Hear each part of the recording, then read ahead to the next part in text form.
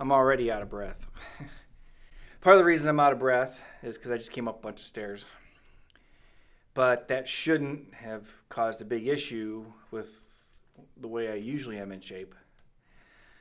A lot of it has to do with the fact that I now have four blockages in some of my arteries around my heart.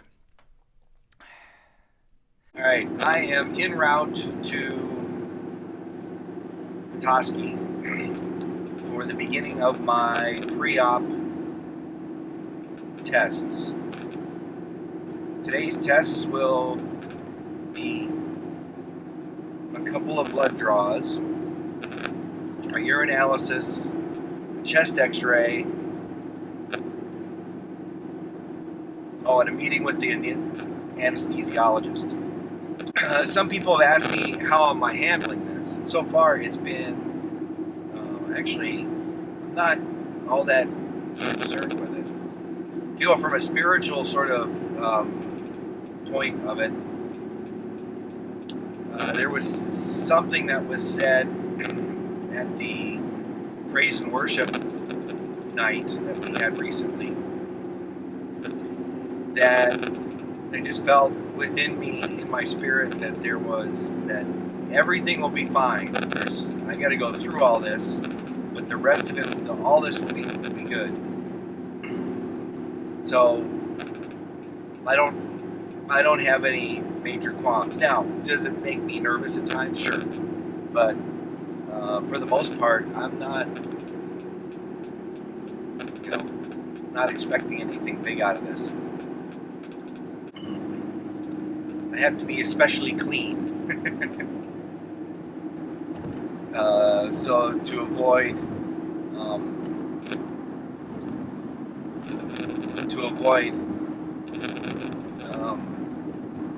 infections while I'm in the hospital, especially with the amount that I'm going to be opened up. They do a lot, but there's only so much, and so I've got to do my steps too to make sure that I am as clean as possible with no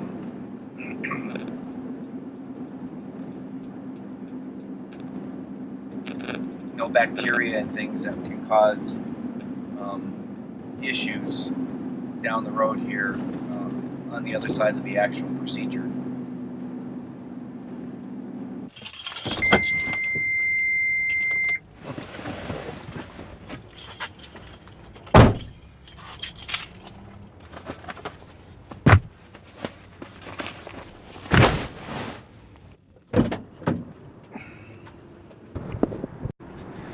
Okay, I'm at the Burns Professional Building, which is the other half of the Petoskey Hospital, and we'll be getting ready for our tests.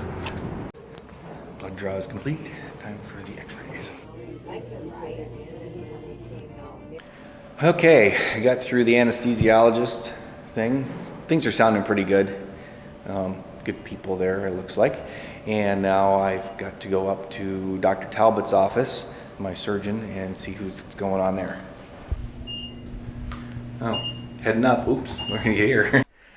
Okay, well, the days are counting down. I'm at 2 days until surgery. That'd be Monday. This is Saturday, October 28th. Friday was pretty chill. I didn't do any video that day.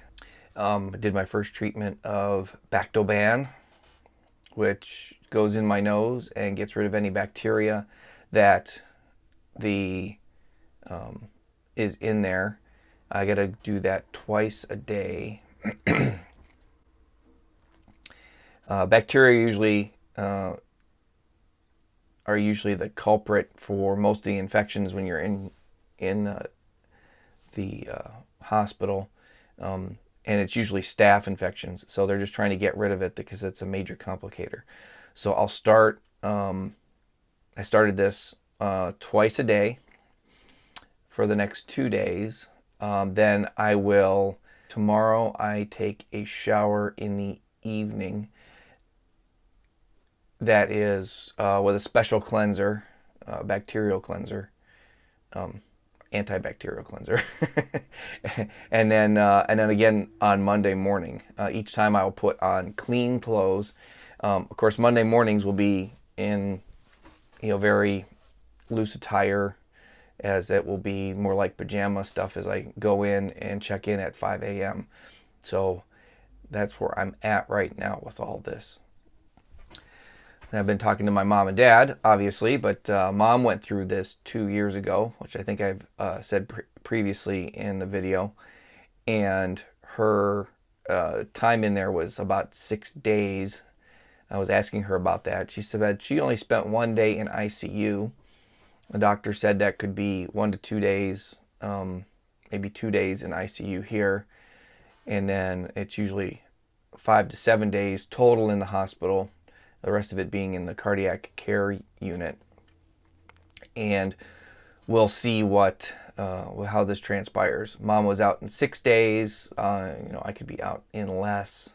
We were also trying to figure out arrangements for Mary to see whether or not she's going to stay up there most of the time or overnight. My guess is probably at least one of those nights she will, the first couple of nights. After that, we'll play it by ear. I know that Tricia said that she'd help her out and be with her for some time too. So Mary's been doing everything on Facebook, notifying pretty much everybody. Met with the anesthesiologist the other day during that whole round of tests, and just to kind of go through with what they were going to be doing for pre-op. And he said that that there'll be a breathing tube in me. It goes in after I'm asleep. However, it doesn't come out until after I'm awake and seemingly breathing on my own. So that's kind of the only thing that was kind of like a little freaky. That'll be an interesting thing to wake up and have this thing shoved down my throat, and then figuring out how to breathe with it, at least for the initial part of it. They said once I get that idea done, once I am breathing on my own and with the machine, or basically in rhythm with the machine and on my own, then they'll take me off of it, which means they got to pull it out. I suppose that's not as maybe that's not as jarring as waking up with it or getting it shoved down your throat in the first place.